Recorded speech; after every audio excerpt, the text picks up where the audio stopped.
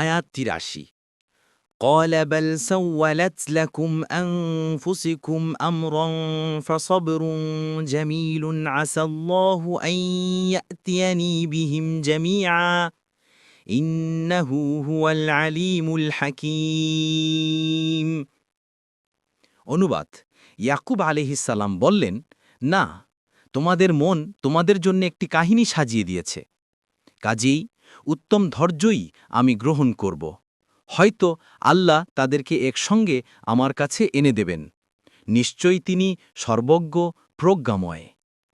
তাফসির: ইয়াকুব আলাইহিসসালামের নিকট ইউসুফ আলাইহিসসালামের ব্যাপারে ছেলেদের মিথ্যা একবার প্রমাণিত হয়েছিল, তাই এবারও ইয়াকুব আলাইহিসসালাম বিশ্বাস করতে পারলেন না, যদিও বাস্তবে এ ব্যাপারে তারা বিন্দুমাত্র মিথ্যা বলেনি।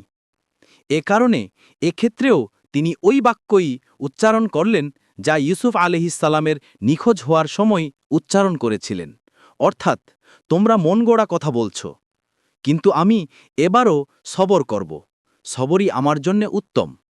তারপর তিনি বললেন, আশা করি আল্লাহ তাআলা তাদের সবাইকে, অর্থাৎ ইউসুফ, বিনিয়ামিন এবং যে ভাই মিশরে রয়ে গিয়েছিল তাদের সবাইকে আমার কাছে ফিরিয়ে দেবেন।